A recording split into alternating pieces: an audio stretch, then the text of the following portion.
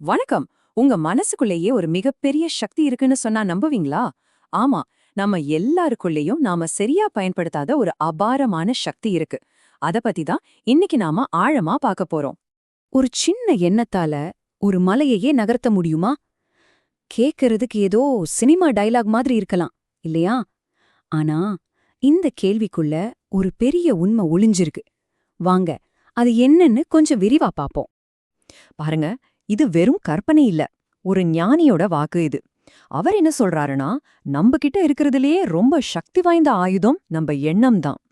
இது ஒரு ஆழமான மூலநூல்ல இருந்து வர கருத்து. நம்ம எண்ணங்களோட உண்மையான பவரை புரிஞ்சுக்க இது ஒரு சூப்பரான ஸ்டார்டிங் பாயிண்ட். சரி, வாங்க முதல் பகுதிக்குள்ள போலாம்.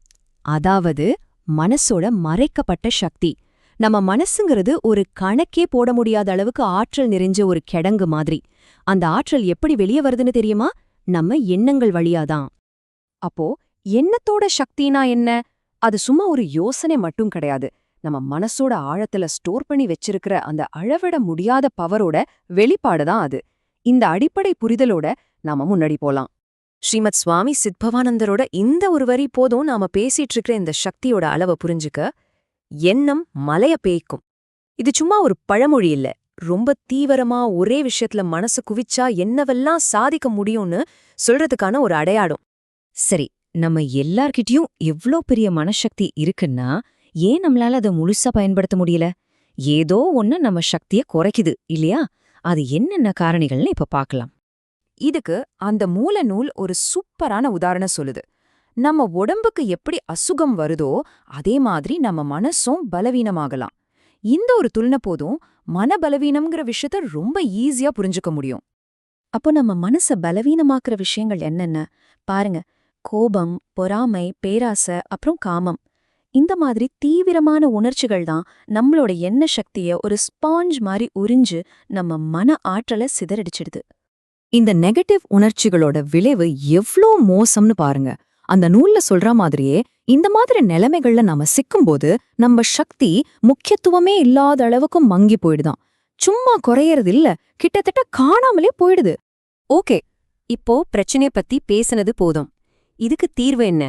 சந்தோஷமான விஷயம் என்னன்னா, மனசை எப்படி பலப்படுத்துறதுங்கிற தெளிவான வழியையும் அதே நூல் நமக்கு காட்டுது.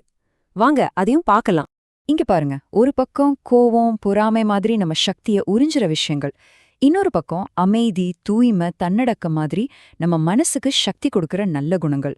இது ரெண்டுல எதை தேர்ந்தெடுக்கணுங்கிறது நம்ம கையில தான் இருக்கு. நாம அமைதி, தூய்மை, தன்னடக்கம் இந்த மாதிரி குணங்களை வளர்த்துக்க ஆரம்பிக்கும்போது என்ன நடக்குது தெரியுமா? நம்ம மனசோட சக்தி கொஞ்சம் கொஞ்சமா அதிகமா ஆரம்பிக்குது.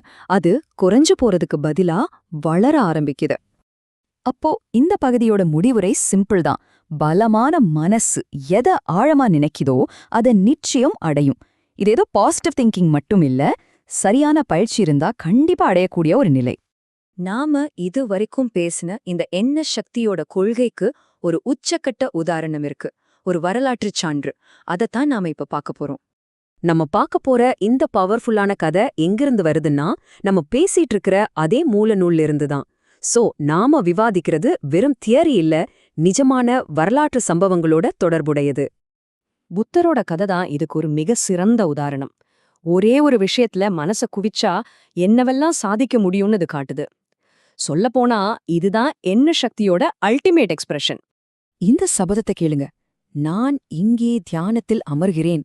இந்த உடல் அழியலாம், எலும்புகள் காய்ந்து போகலாம், உறுப்புகள் மறைந்து போகலாம், ஆனால் ஞானம் பெறாமல் நான் எழுந்திருக்க மாட்டேன். இந்த வார்த்தைகளோட ஆழத்தை பாருங்க. ஒரே ஒரு எண்ணம், ஆனா எவ்வளவு அசைக்க முடியாத தீர்மானம். இப்போ இத நம்ம டாபிக்கோட கனெக்ட் பண்ணி பாருங்க. ஞானம் கிடைக்காம எழுந்திருக்க மாட்டேங்கிற அந்த ஒரே ஒரு எண்ணம், அந்த அசைக்க முடியாத எண்ணம் தான் அவர் அந்த பெரிய நிலை அடைய காரணமா இருந்துச்சு. இதுதான் எண்ண சக்தியோட உச்சம். சரி, நாம இப்போ கடைசி பகுதிக்கு வந்துட்டோம்.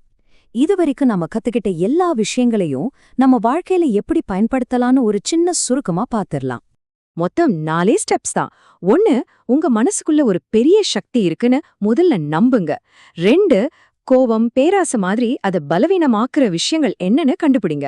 3 அமைதி, தூய்மை மாதிரி அதை பலப்படுத்துற குணங்களை வளர்த்துக்கோங்க. கடைசியா உங்க குறிக்கோளை அடைய உங்க எண்ண சக்தியோ ஒரே இடத்துல குவிங்க. கடைசியா உங்ககிட்ட ஒரு கேள்வி. இந்த எல்லாத்தையும் வச்சு உங்க எண்ண சக்திய பயன்படுத்தி நீங்க உங்க வாழ்க்கையில எந்த மலைய நகர்த்த போறீங்க? யோசிச்சு பாருங்க. அந்த சக்தி உங்க ஒவ்வொருத்தருக்குள்ளேயும் இருக்கு.